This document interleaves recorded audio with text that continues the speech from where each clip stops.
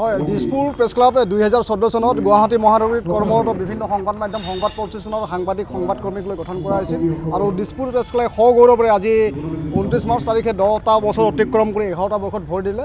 আমাৰ জন্মলগ্নৰ পৰা দিছপুৰ প্ৰেছ ক্লাবৰ বিভিন্ন কাৰ্যসূচী গ্ৰহণ কৰিছে। সেই কাৰ্যসূচী জনকল্যাণমূলক কাৰ্যসূচীৰ এটা অংশ আছিল সম্বৰ্ধনা অনুষ্ঠান আৰু সেই পৰম্পৰা ৰক্ষা কৰি দিছপুৰ প্ৰেছ ক্লাবৰ প্ৰতিষ্ঠা দিৱস উদযাপনৰ সৈতে সংগতি ৰাখি আজি এক সম্বৰ্ধনা অনুষ্ঠানৰ আয়োজন কৰা হৈছে।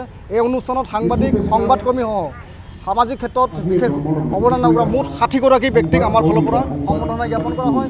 উদ্দেশ্য এটাই সমাজত বিভিন্ন ক্ষেত্ৰত উল্লেখনীয় অৱদান আগবঢ়োৱা সেই বিশেষ ব্যক্তিসকলক আমাৰ প্ৰেছ ক্লাবৰ তৰফৰ পৰা মৰম আৰু শ্ৰদ্ধা নিবেদন কৰা আৰু তেওঁলোকক কৰ্মক্ষেত্ৰত আগুৱাই যোৱাত আমি যাতে অকণমান প্ৰেৰণা দিব পাৰোঁ সেই উদ্দেশ্যে এই সম্বৰ্ধনা অনুষ্ঠানৰ আয়োজন কৰা হৈছে।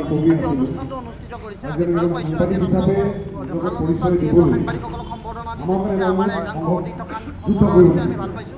প্ৰতি বছৰে এনে অনুষ্ঠান হৈ থাকক, কিন্তু আমাৰ এটা মনত প্ৰশ্ন আছে। এই প্ৰশ্নটো এইবাবেই সুধিছোঁ, আমাৰ এজন সতীৰ্থ জেলত আছে আৰু আজি নিশা আপোনালোকে এটা কালচাৰেল প্ৰগ্ৰেম পাতিছে। এই প্ৰগ্ৰেমটো পাতোঁতে দৃষ্টিগোচৰ হৈছে আমাৰ দৃষ্টিগোচৰ হৈছে। চাওক, এইটো হ'ল বাৰ্ষিক অনুষ্ঠান। আপোনাৰ জন্ম তাৰিখ আপুনি পিছুৱাব নোৱাৰে। আমাৰ সতীৰ্থ সাংবাদিক দিলৱাৰ হুছেইনক আৰক্ষীয়ে আটক কৰিছে, ধোঁৱা গছৰ জাপি দিছে। সেয়া সম্ভৱতঃ দিছপুৰ প্ৰেছ ক্লাব আৰু জাফাৰ পৰা প্ৰথম আমি প্ৰতিবাদ কৰিছিলোঁ।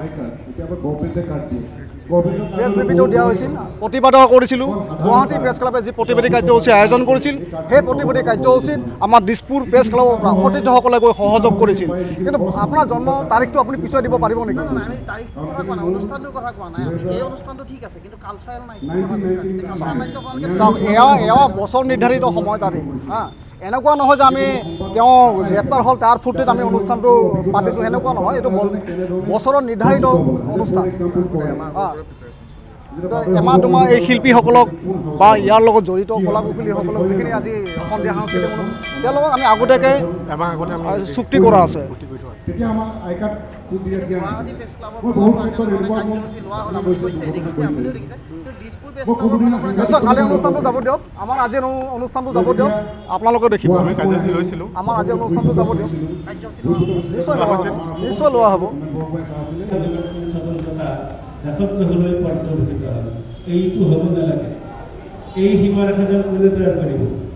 না চৰকাৰে কৰিব পাৰে, না অন্যান্য কিবা বেলেগ ব্যৱস্থাৰে কৰিব পাৰে। এই যি লক্ষ্মণ ৰেখা এইটো ঠিক কৰিব লাগিব আমি। সেইকাৰণে বাতৰি এটা প্ৰচাৰ কৰোঁতে আমি চিন্তা কৰিব লাগিব, বাতৰি এটা লিখোঁতে আমি চিন্তা কৰিব লাগিব ইয়াৰ সমাজত কুপ্ৰভাৱ পৰিব নে সুপ্ৰভাৱ পৰিব। কাৰণ আমি যিহেতু গণতন্ত্ৰৰ সদস্যটো মূল্য আমাক খুৱাইছে, গতিকে আমাৰ চাৰিভাগৰ এক ভাগ সমাজৰ প্ৰতি দায়িত্ব আছে। এই কথাটো আমি কেতিয়াও পাহৰিব নালাগে। তো সেইকাৰণে নিৰপেক্ষ ডিচেম্বৰৰ 4-5 দিন আগতে কিন্তু গুৱাহাটীতে সাংবাদিকসকলে যেতিয়া বাতৰি পৰিৱেশন কৰি আছে তাতে কিন্তু পুলিচৰ বৰ্বৰতা পুনৰ এবাৰ আমি দেখিবলৈ পাইছোঁ। আপোনালোকে যদি মনত আছে, টিয়াৰ গেছ, লাঠি আৰু আজি পুনৰ এবাৰ দিছপুৰত, মই বঙাইগাঁৱৰ পৰা আহিছোঁ, পুনৰ এবাৰ যেতিয়া দিছপুৰত আহিলোঁ একেটা ঘটনা কিন্তু অলপ সময় পুনৰাবৃত্তি হ'ল। মই দিলৱাৰ হুছেইনৰ কথা ক'ব বিচাৰিছোঁ। আচলতে কেতিয়াবা মন যায় জানেনে যে চৰকাৰৰ এই গভৰ্ণমেণ্টক যিসকলে বহি আছে ডাঙৰ ডাঙৰ চেয়াৰ্ছত